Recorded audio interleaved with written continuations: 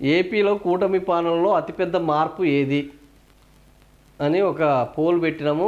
40,000 మంది ఇందులో పాల్గొన్నారు. ఇందులో అతిపెద్ద మార్పు ఏంటంటే ఆ అమరావతి పనుల్లో వేగం పెరగడం తప్ప పెద్దగా వచ్చిన మార్పు ఏం లేదట. 51% మంది అమరావతి మీదనే పెద్ద మార్పు వచ్చినది. ఇంకా ఆ తర్వాత వచ్చిన పెద్ద మార్పు ఏంటంటే ఇది ధరలు పెరుగుతున్నాయి వాము.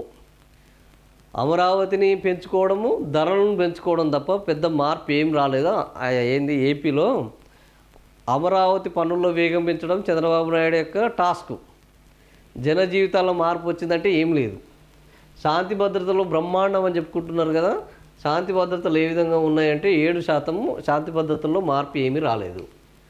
సంక్షేమ పథకాల అమలు బ్రహ్మాండంగా ఉన్నది కదా అని అంటే ఇంతకుముందు మనం సాక్షిలో చూసినాం కదా.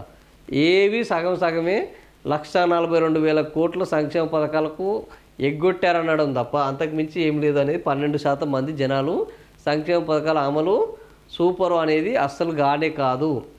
ఓన్లీ అమరావతి పనుల్లో వేగం పెంచుకోవడం పైననే ఈ ప్రభుత్వం దృష్టి పెట్టింది.